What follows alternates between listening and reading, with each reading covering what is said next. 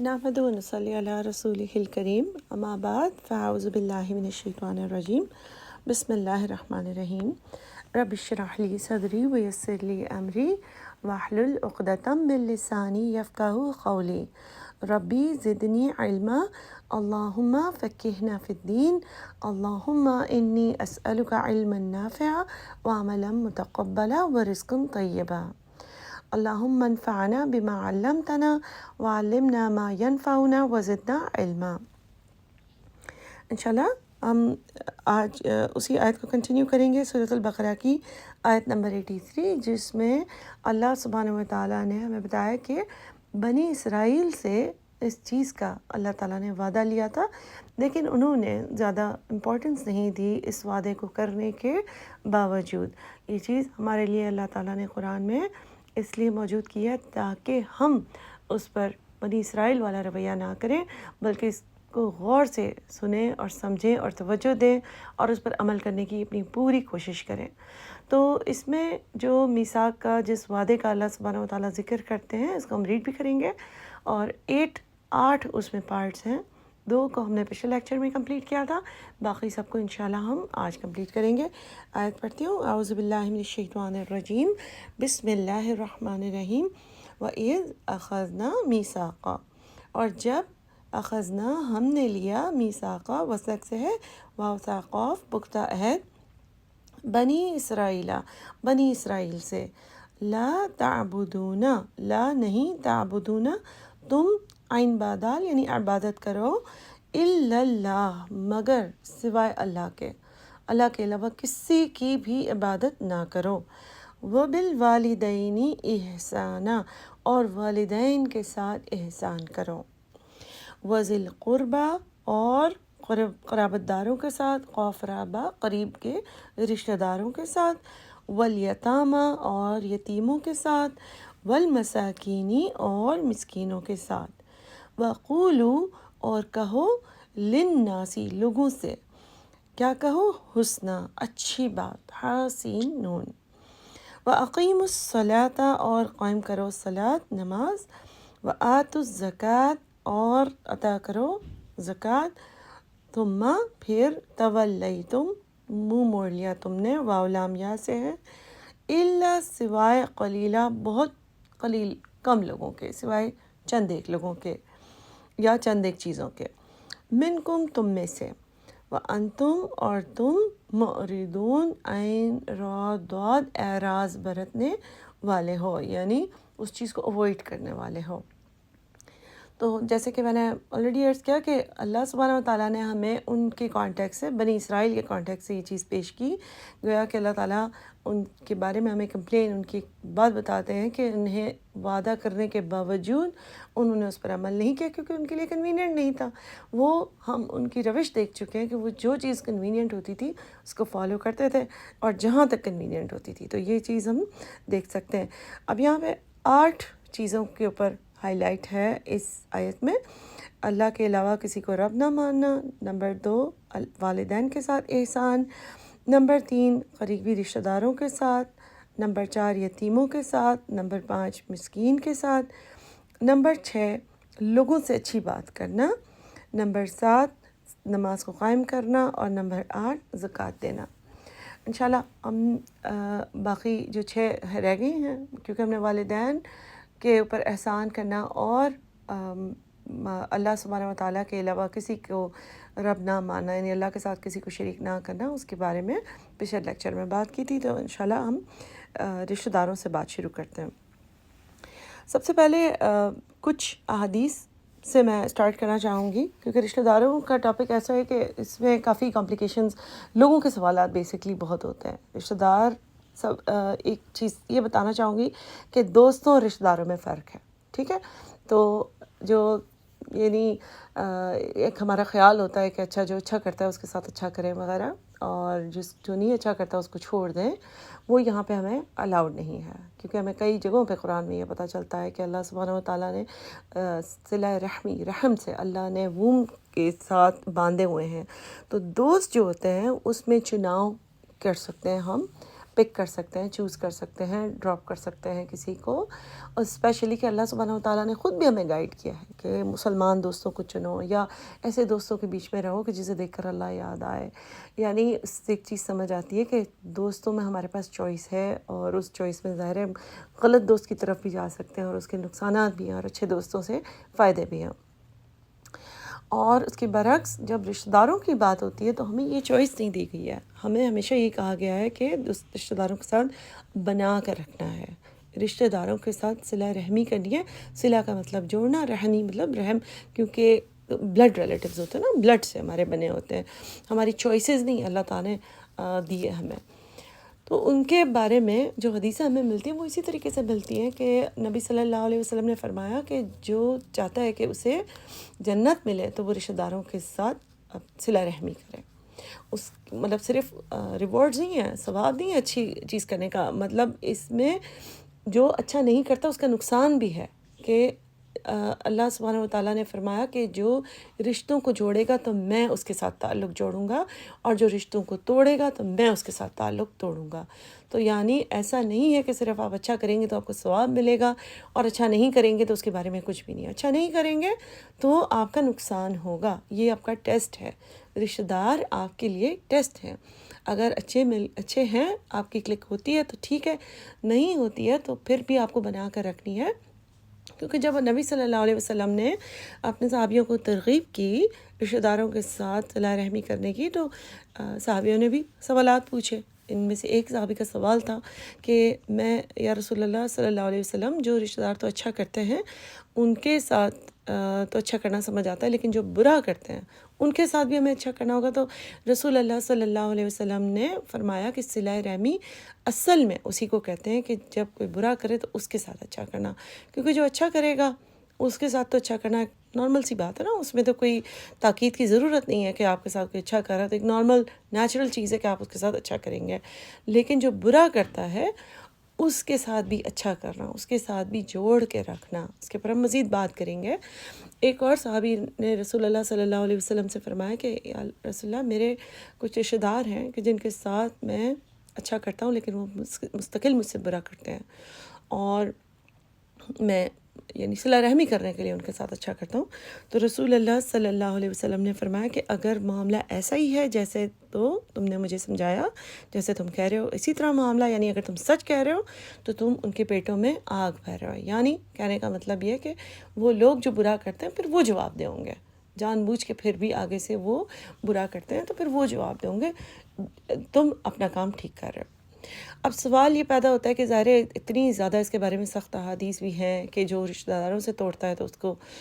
اس کے ساتھ اللہ تعالیٰ بھی تعلق توڑ دیتے ہیں،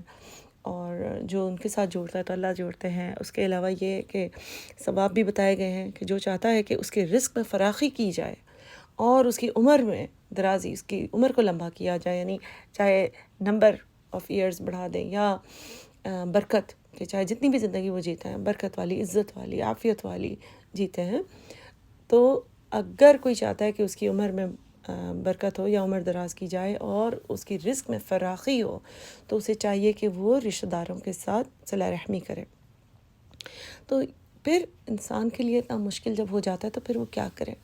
بات یہی ہے کہ اپنی طرف سے ہر وقت آپ نے یہ یاد رکھنا ہے کہ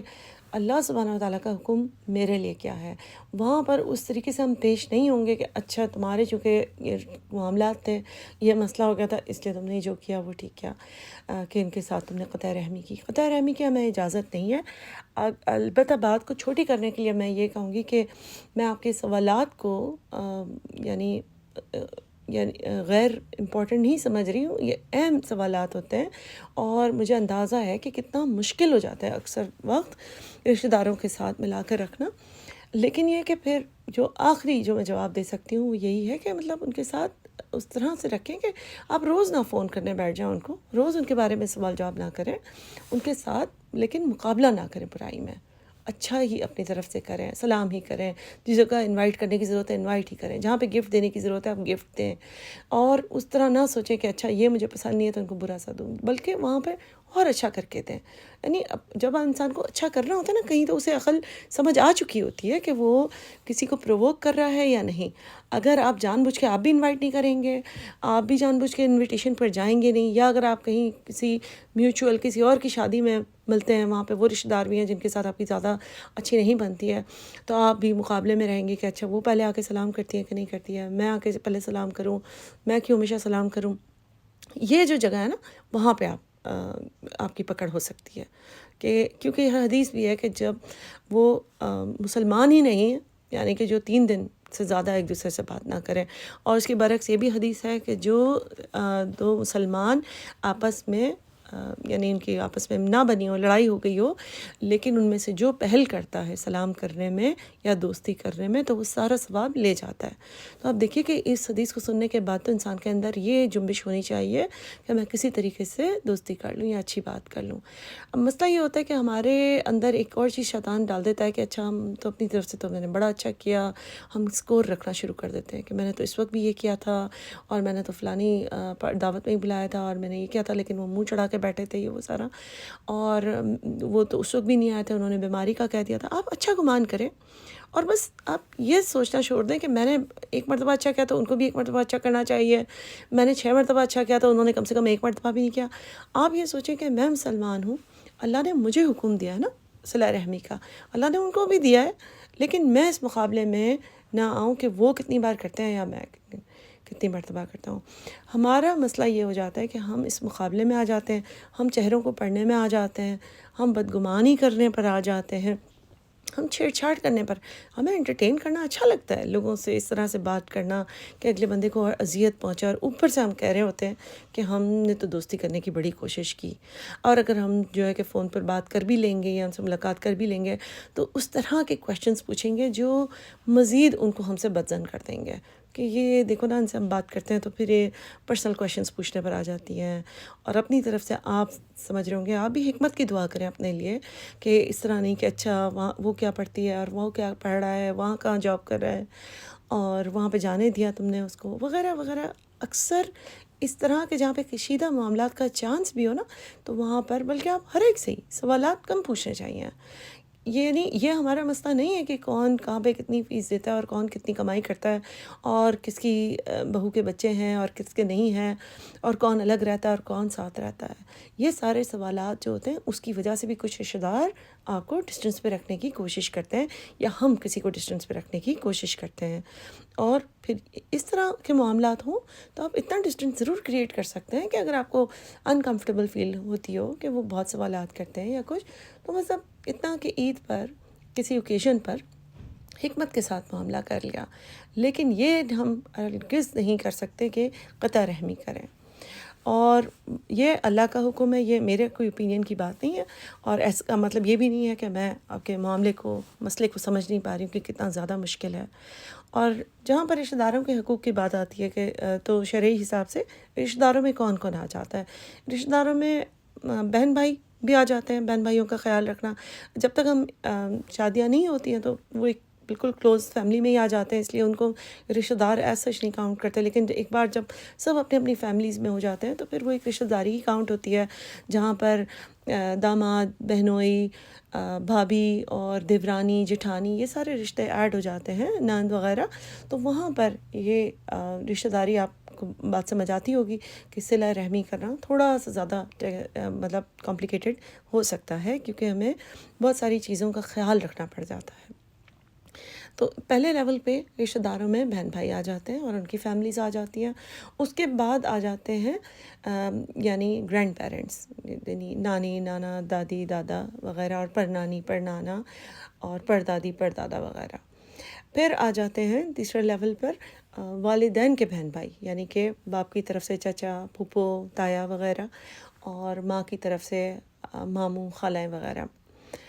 اور پھر اس کے بعد چوتھے لیول پر آ جاتے ہیں جو ان کے بچے ہیں، یعنی جن کو عام فہم میں ہم کزنس کہتے ہیں. کزنس میں بھی اس طرح ہی ہوتا ہے، کچھ لوگوں کو کچھ کزنس بہت اچھے لگتے ہیں اور کچھ کزنس بہت برے لگتے ہیں، اور ان کے تحائف میں فرق کریں گے، ان کے پاس جانے میں، ملنے میں فرق کریں گے. ظاہر دل کی فیلنگ فرق ہوتی ہے اور اس کو ہم چینج نہیں کر سکتے. لیکن یہ کہ جو چیز جہاں پر شو ہو رہی ہو نا کہ کہ اگر آپ اکیلے میں الگ سے آپ فون کر رہے ہیں یا مل رہے ہیں تو اس میں آپ فرق کر سکتے ہیں کہ آپ کا زیادہ دل کسی خاص کزن کے ساتھ ملتا ہے یا جن کو گفٹس دینے کا اپنا آپ کا ایک سسٹم کسی کے ساتھ زیادہ ہے. لیکن جہاں پر آپ اس طرح ملیں کہ باقی کزنس سب مل کر بھی دیکھ رہے ہوں تو وہاں پر کوشش کریں کہ ایک جیسا ماحول کرنے کی کوشش کریں, ایک طرح سے سب سے بات کرنے کی کوشش کریں. اس وقت یہ ٹائم نہیں ہوتا کہ آپ ڈفرینٹ طریقے سے اپنی محبتوں کو ایکسپریس کریں اور ان کو شو کر دیں کہ نہیں ہماری تو زیادہ بنتی ہے اور تم لوگ ملتے اتنا نہیں ہو وغیرہ وغیرہ. ٹھیک ہے, تو میں چھوٹی چھوٹی ٹاپکس پر ہنٹ کر رہی ہوں جہاں جس بات کے اوپر سوالات آتے ہیں, اور ظاہر ہے اس سوالات کو ایک اس کے اوپر ایک بلینکٹ اسٹیٹمنٹ تو یہی ہے کہ اللہ کا حکم یہ ہے کہ قطع رحمی نہیں کر سکتے. اس کے بعد جو میں نے آپ کو 4 لیولز بتائے, بہن بھائی اور پھر گرینڈ پیرنٹس اور اس کے بعد والدین کے بہن بھائی اور اس کے بعد کزنس, تو اس کے بعد یہ کہ اور جو رشتہ داروں کے سرکل میں کاؤنٹ ہوتے ہیں وہ رضائی رشتہ دار بھی, یعنی دودھ شریک ماں اور ان کے بچے اور وغیرہ. اور اس کے علاوہ جو رشتہ داروں میں آتے ہیں وہ والدین کے اگر دوسری شادیوں کے جو بچے ہیں اور وہ بھی آ جاتے ہیں. ویسے تو وہ بہن بھائیوں میں بھی آ جاتے ہیں. اور اس کے علاوہ جو آتے ہیں وہ سسرالی رشتہ دار بھی آتے ہیں, وہ بھی رشتہ داروں میں کاؤنٹ ہوں گے اور ان کے اوپر بھی یہ حکم لاگو ہوتا ہے کہ ہم قطع رحمی ہرگز نہیں کر سکتے. اگر آپ اپنے آپ کو تھوڑا سا ریفریشر دینا چاہیں تو حدیثوں پہ ضرور گو تھرو کریں رشتہ داروں سے ریلیٹڈ, تو پھر اس کے بعد آپ کو تھوڑی سی بات اندر تک جم جائے گی کہ یہ کتنا زیادہ امپورٹنٹ ٹاپک ہے, کہ اس میں ایسا نہیں ہے کہ ہمارے پاس یہ آپشن ہے کہ ہاں اچھا کرو گے تو ثواب ملے گا اور برا کرو گے تو پھر کچھ نہیں ہے. برا کرنے کی بھی ہمیں کانسیکوینسز ہیں, اس کے ریزلٹس ہیں جو نیگیٹو کی طرف ہیں, اور ہم نہیں چاہیں گے کہ ہمارا اکاؤنٹ نیگیٹو کی طرف جائے, کیونکہ ہمیں نہیں معلوم کہاں پہ ہماری بے حکمتی کی وجہ سے بھی حق تلفی ہو جاتی ہے نا. تو it's better to be on the safe side. ہمیشہ بہتر یہ ہوتا ہے کہ ہم سیف سائڈ پر رہیں. ہمیشہ بہتر یہ ہوتا ہے کہ ہم اپنے احساسات, ہمارے معاملات کے اوپر زیادہ نظر رکھیں کہ میں نے تو نہیں منہ چڑھا کے بات کی تھی, میں نے تو نہیں ایسے کولڈ شولڈر ٹیڑھا کر کے اور ڈاڑھ میں سے جملہ کوئی کہا تھا. کیونکہ یہ نا زیادہ مسئلہ تب ہوتا ہے رشتہ داری میں کہ جب ہم صرف ان کو انالائز کر رہے ہوتے ہیں, صرف تجزیہ ان کا کر رہے ہوتے ہیں کہ دیکھا تھا تم نے کس طرح سے انہوں نے بات کی, دیکھا تھا وہ کتنا دور جا کے بیٹھی تھی, دیکھا تھا اس کے ساتھ میں نے تو یہ بھی کہنے کی کوشش کی, میں نے تو اسے یہ بھی بتایا کہ میری بہن کی یعنی بیٹی ہوئی ہے جس کی منگنی ہوئی ہے فلانا, اور انہوں نے مجھے مبارکباد بھی دینا نہیں چاہیے بلکہ سوالات پہ سوالات پوچھے. تو بات یہ ہوتی ہے کہ کبھی کبھی ہم صرف دوسرے کا ہی تجزیہ کر رہے ہوتے ہیں. زیادہ ضرورت یہ ہے کہ ہم اپنا تجزیہ کریں, وہ ہمارے زیادہ اس طرح کام آئے گا کیونکہ ہم تو ایگزام دینے بیٹھے نا, تو ہم دوسرے کا ایگزام لینے نہیں گئے ہیں. ہم جو اس دنیا میں ہیں وہ ایک کمرہ امتحان میں ہیں اور اس میں ہمارا ٹیسٹ پیپر ہے. اگر آپ کو مشکل رشتہ دار ملے ہیں, مشکل سسرالی ملے ہیں, تو وہ ہمارا ٹیسٹ اس سبجیکٹ میں زیادہ پڑ گیا, آپ یہ سمجھ لیجئے. اور اللہ تعالیٰ نے زیادہ درجات بلند کرنے ہوں گے, آپ یہ بھی سمجھ لیجئے, کیونکہ جس کا ٹیسٹ زیادہ مشکل ہوتا ہے اس کا زیادہ درجہ بھی بلند ہوتا ہے. اس کے لیے آپشن یہ نہیں ہوتا کہ وہ ٹیسٹ کا پیپر پھاڑ دیں, اس کا آپشن اس کے پاس صرف یہی ہوتا ہے کہ اب تو ٹیسٹ آ گیا ہے اور اب کسی نہ کسی طریقے سے جوابات لکھنے ہیں سوالات کے. اور اب کیا کرے گا انسان, جوابات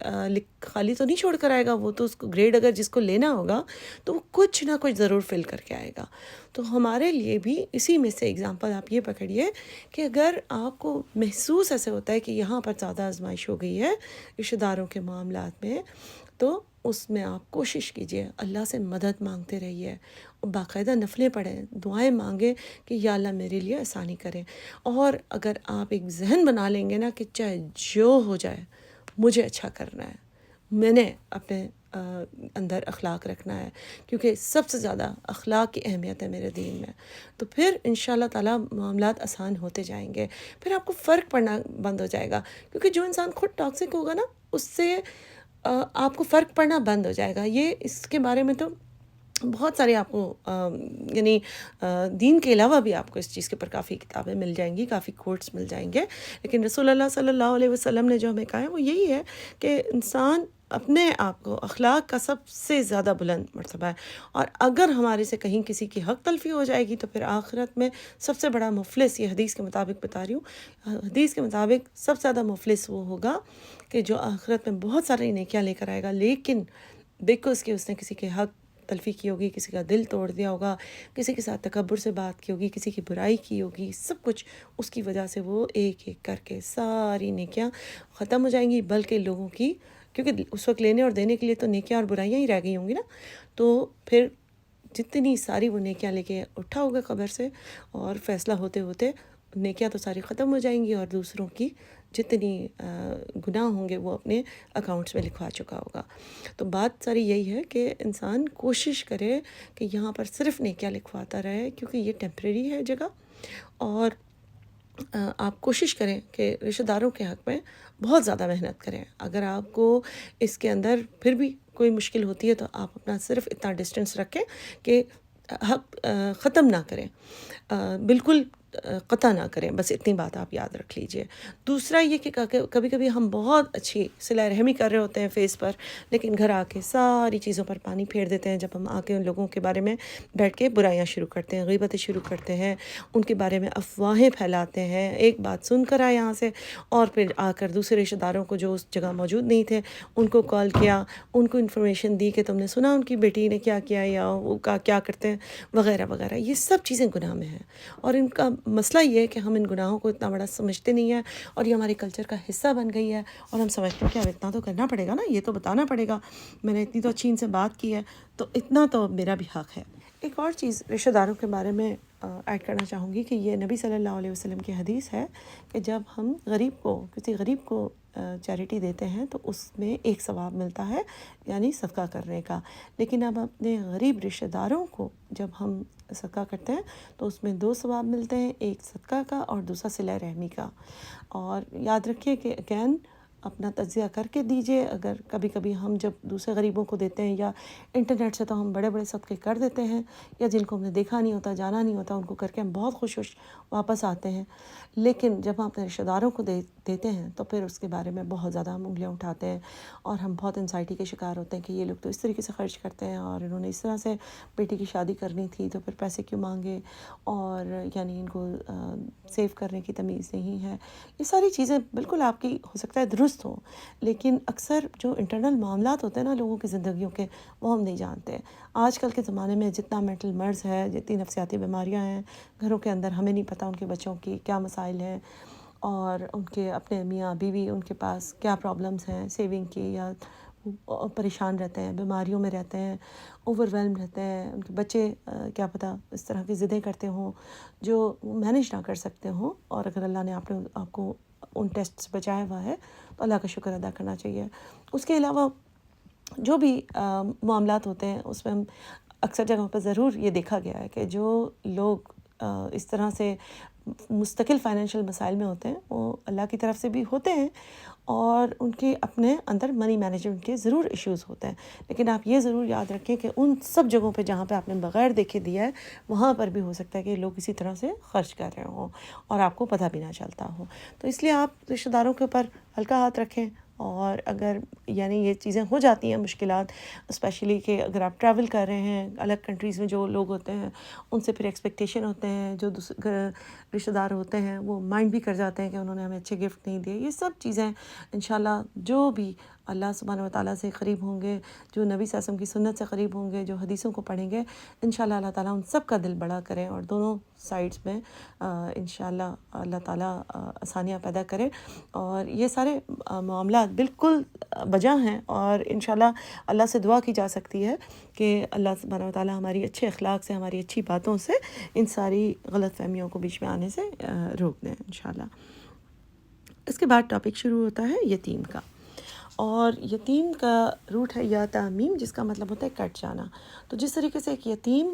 بچہ جو ہے وہ اپنے والد خاص طور پہ یا والدین کے انتقال سے کٹ جاتا ہے، خاص قسم کے بہت عظیم قسم کے امپورٹنٹ رشتے سے کٹ آف ہو جاتا ہے، اور اس میں پھر یہ ایک ایسا پرماننٹ کٹ آف ہے کہ جس کی وجہ سے بہت اس کی لائف میں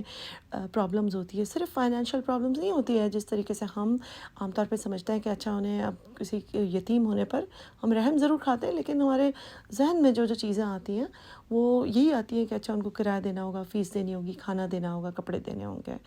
اور اس کے بارے میں یہ کہ اللہ نے دوسرے غریبوں سے یتیم کو پھر بھی الگ اس لیے ایک کیٹیگری بنایا ہے. آپ ہمیشہ دیکھیے کہ یتیم کی کیٹیگری اللہ نے الگ بنائی ہے. اس سے غور کرنے کا ٹائم ہے کہ ان کو صرف فائنینشیل ہیلپ کی ضرورت نہیں ہے. یہ وہ بچے ہوتے ہیں جو ایسے ٹراما سے، ایسی پریشانی سے گزرے ہوتے ہیں کہ ان کی ایموشنل مینٹل نیڈس بھی بڑھ جاتی ہیں، ان کی فزیکل نیڈس بھی بڑھ جاتی ہیں. یہ اکثر ان کو تھیراپی کی بھی ضرورت ہوتی ہے، اکثر ان کو پیار محبت کی بھی ضرورت ہوتی ہے. ہمارے ذہنوں میں شاید ہم اتنا ہی کیلکولیٹ کر پاتے ہیں کہ ان کو مال کی ضرورت ہوگی. ضرور عام طور پہ جو یتیم ہوتے ہیں یوزلی جو ہوتے ہیں ان کے ساتھ فائنینشیل پرابلمس لگے ہوئے ہوتے ہیں، کیونکہ ظاہر ہے اب ماں کس کس چیز کو دیکھے گی اگر ماں زندہ بھی ہے. تو بات یہی ہے کہ وہ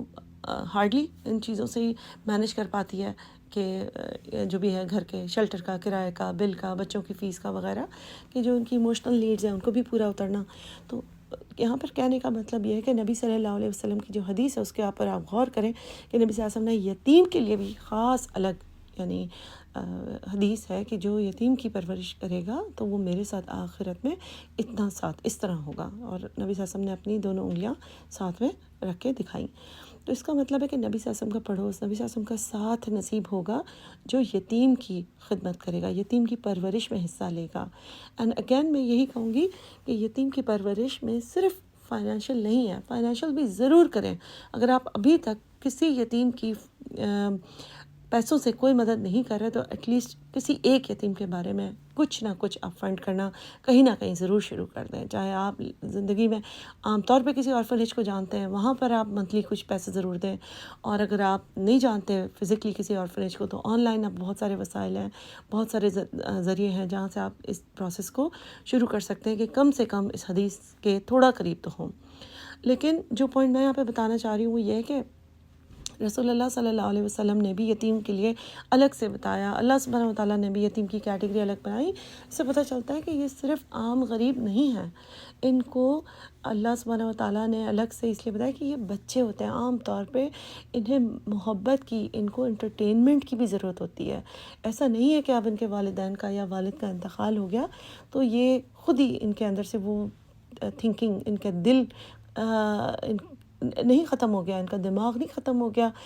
کہ ان کو اب ٹوائز کا دل نہیں کرتا، ان کو نئے کپڑے، اچھے کپڑوں کا دل نہیں کرتا، یا ان کو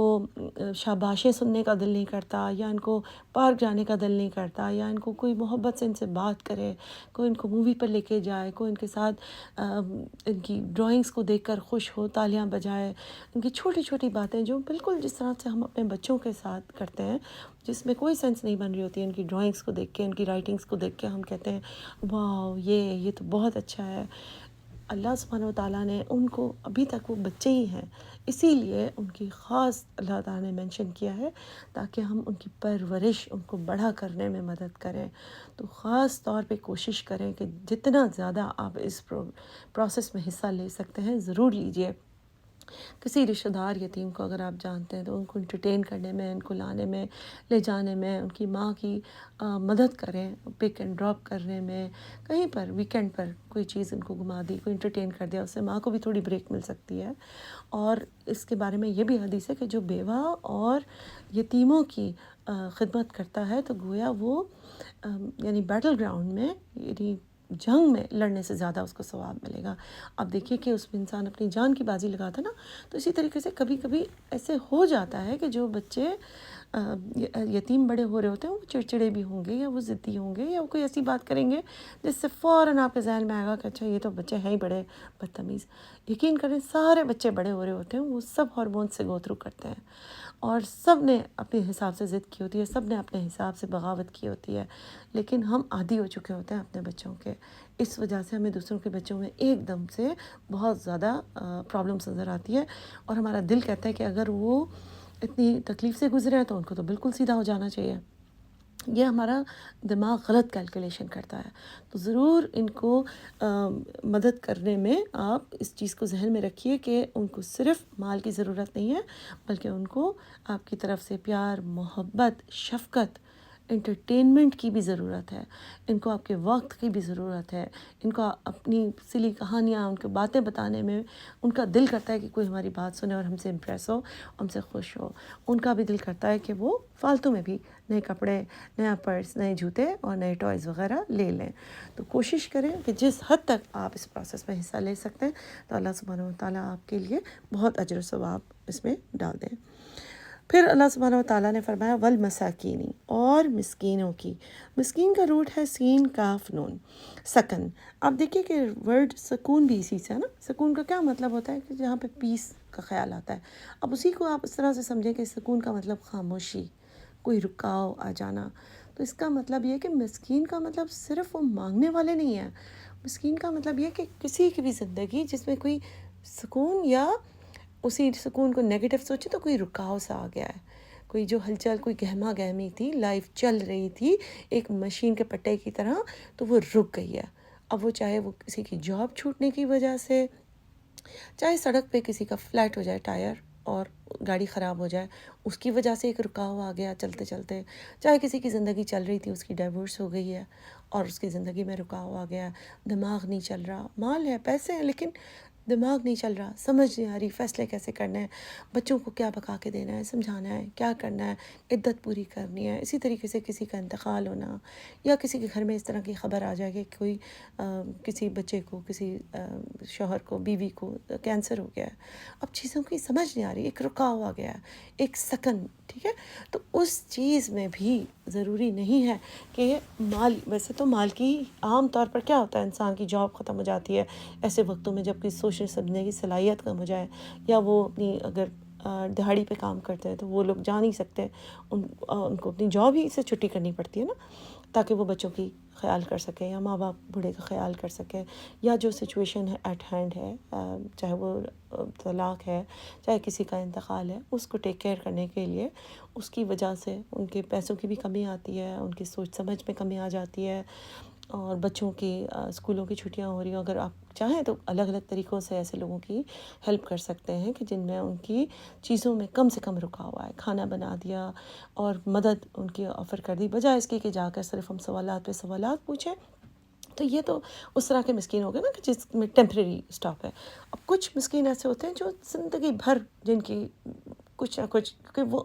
ذریعہ آمدنی اتنا زیادہ تھا ہی نہیں کہ سب چیزیں چل سکے صحیح طریقے سے، ایک چیز چلتی ہے تو دوسری رک جاتی ہے، یا تو اگر مشکل سے پیسے جمع کرتے ہیں کہ کوئی فریج خریدیں تو کوئی نہ کوئی گھر میں بیمار ہو جاتا ہے تو ہسپتال میں پیسے خرچ، یا کسی کا ایکسیڈنٹ ہو گیا، ہڈی ٹوٹ گئی، اس میں پیسے خرچ ہو گئے سارے، تو کوئی نہ کوئی چیز ایسی ہوتی ہے کہ کوئی بیمار ہوا تو فیس نہیں بھر سکتے، تو ہر وقت ان کے ہاں پیسوں کی کمی رہتی ہے، یا پھر ان کے پاس پانی کا ہیٹر نہیں ہوگا، یا کوئی ایسی آسائش نہیں ہوگی جس میں اگر آپ مدد کریں گے تو وہ مانگیں گے نہیں، جن کو سفید پوش کہا جاتا ہے، لیکن ان کے پاس اتنا رکاو ہوگا کہ ایک فلو میں نہیں ہوں گی چیزیں، ہر چیز رک رک کے ہو رہی ہوں گی۔ تو مسکین کی مدد خاص طور پہ اللہ سبحانہ وتعالیٰ نے فرمایا کہ ان میں سے اکثر ایسے ہی ہوں گے جو آپ سے مانگیں گے نہیں، لیکن آپ کو ان کے چہروں کو دیکھ کر، آپ کے ان کے سائنس دیکھ کر سمجھ آ جائے گا۔ تو اکثر ہمارے رشتہ دار اس طرح کے حالات میں ہوتے ہیں جن سے آپ بہت زیادہ سوالات نہ بھی پوچھیں، لیکن آپ کو اندازہ کرنا ہوتا ہے کہ یہاں پر میں بڑا گفٹ دے دوں، کوئی اس طرح کی چیز دے دوں کہ جو ان کے کام بھی آ جائے، اور یعنی خوشی بھی آ جائے، گھر میں خوشی کی ایک لہر دوڑ پڑے، ٹھیک ہے۔ تو کوشش کریں کہ جہاں جہاں بھی آپ کسی کے چہرے پہ مسکراہٹ دے سکتے ہیں، کسی کی زندگی کو اس مسکنی سے ہٹا سکتے ہیں، چاہے ٹیمپریری چاہے پرماننٹلی مہینہ آپ لگا سکتے ہیں، کسی کی فیس کو اپنے ذمہ لے سکتے ہیں، اس طرح کہ آپ نیکی کریں تو انشاءاللہ اللہ سبحانہ وتعالیٰ کے حکم پر اچھی طریقے سے آپ عمل کر سکیں گے، کیونکہ یہ آیت ایسی نہیں ہے کہ اس کو آپ پڑھیں اور آپ آگے تھیوری پڑھ کے گزر جائیں۔ اس میں خاص طور پہ اللہ تعالیٰ نے فرمایا ہے کہ بنی اسرائیل نے یہی کیا تھا نا، کہ بس کچھ پہ عمل کیا، کچھ پر نہیں کیا۔ پھر آگے اللہ سبحانہ وتعالیٰ فرماتے ہیں وَقُولُوا لِلنَّاسِ حُسْنًا، اور کہو لوگوں سے بات حسن والی، اچھی، خوبصورت، پیاری بات کرو،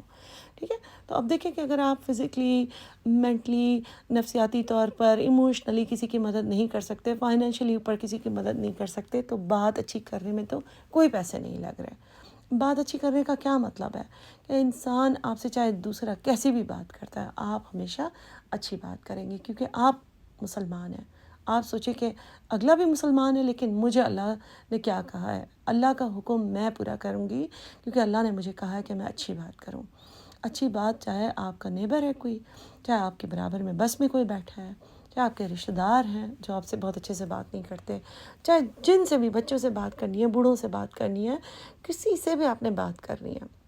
وہ ٹیڑھی بات بھی کرتے ہیں تو آپ یہ نہیں سوچیں کہ اس نے ایسی بات کی تو میں نے بھی ایسی بات کی، وہ نہیں، مقابلہ یہ نہیں ہے۔ اللہ سبحانہ و تعالیٰ نے ہمیں یہ نہیں کہا کہ اچھا جو اچھی بات کرتے ہیں ان سے اچھی بات کرو، اللہ نے صرف ہمیں کہا ہے اور بات کرو حسنہ، یعنی عدل اور حسن میں فرق یہ ہے کہ عدل کا مطلب ہوتا ہے کہ جو اگلا انسان مستحق ہے، یہ میں آپ کو ڈیفینیشن بار بار اس لیے بتاتی رہوں گی تاکہ ہمارا پرسیپشن ٹھیک رہے کہ جہاں پر حسن لفظ استعمال ہوتا ہے اس کا کیا مطلب ہوتا ہے۔ اس کا مطلب ہوتا ہے کہ جو اگلا مستحق نہیں بھی ہے اس سے بھی اچھی بات کرنی، یعنی بات کون سی ہم کرتے ہیں، لوگوں کو ایڈوائس دینے میں اچھی بات کر لیں، وہ بھی فری ہے، کسی نے کوئی مشورہ مانگا ہے اچھی بات کر لیں، کسی کا کوئی دکھی ہے اس سے اچھی بات کر لیں، بجائے اس کے کہ کہنا کہ تم تو ہر وقت روتی رہتی ہو اور اتنا بھی سر پہ کیا اٹھا لیا تم نے۔ اچھی بات کریں، کسی سے بھی، بچے سے بھی اچھی بات کریں، اس کا دل خوش کریں، بوڑھے سے بھی اچھی بات کریں، اور اپنے دوستوں، رشتہ داروں، گھر والوں، ہر ایک سے اچھی بات کریں، چاہے آپ کو لگتا ہے کہ گھر میں بہت آپ کو چیلنجز برداشت کرنے پڑتے ہیں، جو کہ ظاہر ہے کیونکہ ایک دوست سے اچھی بات کرنا آسان ہوتا ہے، اور اس کے برعکس جو رشتہ دار ہوتے ہیں یا گھر والے ہوتے ہیں جن سے روز روز بات کرنی ہوتی ہے اور آپ کو پتہ ہے کہ ان کے عادات چینج نہیں ہوں گے، لیکن آپ کوشش کریں اپنے آپ کو موٹیویٹڈ رکھیں کہ اللہ نے مجھے یہ فرمایا ہے قولوا للناس حسنا، کیونکہ اللہ تعالیٰ نے، نبی صلی اللہ علیہ وسلم نے یہ بھی فرمایا ہے، حدیث ہے کہ اگر اچھی بات ہے تو کرو ورنہ خاموش رہو، یعنی بھلی بات ہے تو کرو نہیں تو خاموش رہو۔ تو آپ یہ نہ سوچیں کہ اگر کوئی مجھے 2 باتیں سنا رہا ہے تو میں بھی اس کو 2 باتیں سناؤں۔ آپ اس حدیث کو یاد رکھیے کہ نبی صلی اللہ علیہ وسلم نے فرمایا کہ اگر اچھا کچھ ہے بولنے کو تو کہو ورنہ اچھی بات ورنہ پھر خاموش رہو۔ اس کے علاوہ نبی صلی اللہ علیہ وسلم نے فرمایا کہ تم 2 چیزوں کی مجھے گارنٹی دو تو میں تمہیں جنت کی گارنٹی دوں گا، وہ یہ ہے کہ جو تمہارے دانتوں کے بیچ میں یعنی زبان، اور جو تمہارے ٹانگوں کے بیچ میں یعنی شرمگاہ۔ تو بات اچھی کرنے کو اپنا وہ بنا لیں کہ میں کوئی اور نیکی کر سکوں یا نہیں، آج سے مجھے اس آیت کو پڑھنے کے بعد بات اچھی کرنی ہے۔ پھر ہے وَأَقِیمُوا الصَّلَاةَ وَآتُوا الزَّکَاةَ، اس کے بارے میں، وَأَقِیمُوا الصَّلَاةَ کے بارے میں ہم ڈیٹیل سے بات کر چکے ہیں کہ اقیم الصلاۃ، قاف واو میم، یعنی جس کا مطلب یہ نہیں ہے کہ نماز پڑھو، نماز کو قائم کرنا، اور اس کے سارے ایسپیکٹس کے اوپر ہم بات کر چکے ہیں کہ اس کو قائم کرنے کا مطلب ہے کہ اس کی جگہ کی صفائی، اپنی صفائی، اس کو وقت پہ پڑھنا، اس کو لمبا کر کے پڑھنا، اس کو سکون سے پڑھنا، نماز میں چوری نہ کرنا، یعنی رکوع اور سجود کو چھوٹے چھوٹے نہ کرنا، سورہ بدل بدل کے پڑھیں تاکہ آپ زیادہ خشوع و خضوع کے ساتھ، زیادہ مائنڈ فلی، شعور کے ساتھ نماز پڑھیں۔ گھر میں کسی کونے میں جا کے نماز پڑھیں تاکہ پھر آپ کا دھیان اس طرف نہ ہو کہ اچھا وہ کیا بات کر رہے ہیں اور وہ کس کا فون آیا اور گھنٹی کس کی بجی ہے۔ کوئی بھی چیز، اللہ کے ساتھ ملاقات ہے تو اللہ کے ساتھ ملاقات کو اس کی ویلیو دیجیے۔ کوئی چولہا آن رکھ کے نماز نہ پڑھیں، کوئی بھی چیز اس طرح سے نہ کریں کہ آپ کا دھیان اس چیز کے اوپر لگا ہوا ہو۔ گھر والوں میں اپنے شوہر کو، بیٹوں کو مسجد میں نماز کی ترغیب کریں، نہیں پڑھتے تو دعا کرتے رہیے۔ قائم کرنے کا یہ بھی مطلب ہے کہ آپ کی باتوں سے پتہ چل رہا ہو کہ آپ مطلب یعنی ٹائم، نماز کے ٹائم کے حساب سے چلتے ہیں کہ فجر کے بعد، ظہر کے بعد، اس حساب سے، یعنی اس کو ایسا قائم کر لیا ہو کہ اس کے علاوہ کوئی راستہ نہ ہو، یعنی گھر میں نماز کا دور دورہ ہو۔ انشاءاللہ اللہ تعالیٰ ہمارے سب کے گھروں میں برکت دیں، اور اس کے اوپر بے تحاشا ہمارے پاس حدیثیں نبی صلی اللہ علیہ وسلم کی موجود ہیں کہ نماز یعنی گناہوں کو دھو ڈالتی ہے، ایک نماز سے دوسری نماز کے درمیان کے سارے گناہ معاف ہو جاتے ہیں۔ اللہ سبحانہ و تعالیٰ نے ہمیں اس کو بارے میں یہ بھی بتایا گیا ہے کہ جو انسان فرض نماز بھی پڑھتا ہے اور پھر جو نفلیں بھی پڑھتا ہے تو انشاءاللہ خدا نہ خواستہ جو نمازیں مس ہوتی ہیں یا جو نمازیں ہماری انویلڈ ہو گئی ہیں وہ نفلی نمازوں سے فل کر دی جائیں گی۔ تو نماز پڑھنے والا یعنی جہاں پر جتنے ثواب ہیں جو ہم سنتے ہیں، اسی طرح نماز چھوڑنے کے گناہ بھی بہت زیادہ ہیں۔ سب سے پہلا سوال مرنے کے بعد یعنی اللہ کے سامنے نماز کا ہوگا۔ تو بات یہی ہے کہ جو انسان نماز کو چھوڑ دیتا ہے تو آہستہ آہستہ اس کا دین چھوٹتا جاتا ہے اس سے۔ اللہ تعالیٰ ہمیں نماز کو قائم کرنے والا بنائے۔ انشاءاللہ ہمارے گھروں میں نماز پڑھنے کا سسٹم ہر ایک کے گھر میں بہت آسان ہو جائے، بہت اسٹیبلش ہو جائے انشاءاللہ۔ پھر ہے وآتوا الزکوٰۃ، اور عطی حمزہ تا یا سے ہے، اور زکوٰۃ ادا کرو۔ زکوٰۃ کے بارے میں بھی یہی ہے کہ یہ اس طرح کے صدقات میں نہیں آتا کہ جس طرح سے ہم نے اوپر پوری لسٹ پڑھی ہے، کہ آپشنل نہیں ہے کہ کس کو کتنا دیا، کس کو کتنا گفٹ دینا ہے دے دیا، اور کتنا صدقہ دیا۔ یہ زکوٰۃ جو ہے وہ فرائض میں سے ہمارے، اور اس کے بارے میں کافی فقہی سوالات ہوتے ہیں۔ فقہ یعنی ہر ایک کے سچویشن پہ ڈیپینڈ کر کے۔ البتہ یہ کہ 2.5 فار ایوری 100، ہر 100 میں سے 2.5% دینا ہوتا ہے، اور اس کے لیے ایک خاص اماؤنٹ انسان کے پاس ہو، اس کے اوپر زکوٰۃ فرض ہے۔ اور کس کو دینی ہے اس کے بارے میں بھی کافی نبی صلی اللہ علیہ وسلم کی احادیث سے ہمیں ڈیٹیلز ملتی ہیں۔ تو انشاءاللہ اس سے ریلیٹڈ اگر آپ کے کوئی کویشچنس ہوئے تو میں ضرور آپ کو آنسر کروں گی اپنی نالج کے حساب سے، یا جتنا میں ریسرچ کر سکی۔ لیکن جنرلی ایک چیز ہے کہ جو زکوٰۃ نہیں دے گا تو آخرت میں اس کے اوپر سخت سخت عذاب ہے، اور سانپ اس کو کاٹے گا اور اسے کہے گا کہ میں تیرا مال ہوں جس کے اوپر تو نے زکوٰۃ نہیں دی اور جس کو تو نے جمع کیا۔ تو زکوٰۃ ایک سالانہ چیز ہے، اب ضروری نہیں ہے کہ رمضان کے رمضان دی جائے، جیسے ہی جس وقت جس کا مال ہو۔ اکثر لوگ کوشش کر کے رمضان میں دیتے ہیں تاکہ اس کا اجر زیادہ انکریز ہو جائے، وہ سب ٹھیک ہے، تو آپ اس حساب سے آپ ملٹیپلائی کر کے اپنے جو بھی منتھس ہے اس کی سیٹنگ کر سکتے ہیں تاکہ ہر رمضان میں آپ زکوٰۃ نکالیں۔ لیکن ضرور نکالیں، اس میں بالکل کنجوسی نہ کریں، بلکہ ہو سکے تو اس کو زیادہ ہی دیں تاکہ اس میں کمی نہ ہو، کیونکہ یہ فرض ہے اور اس میں آپشن کوئی نہیں ہے۔